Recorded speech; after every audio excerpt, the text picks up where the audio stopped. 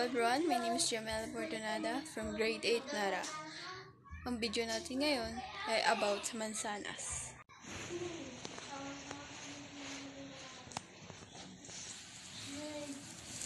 Ang scientific name ng mansanas ay Malus domestica.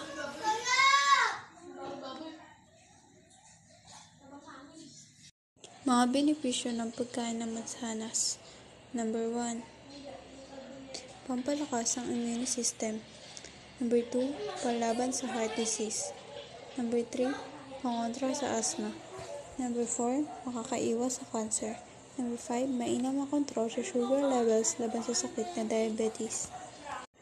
Bilang sa benepisyo ng mansanas ay mayaman sa antioxidants, fiber, vitamin C, potassium at flavonoids na nakakatulong sa ating mental health.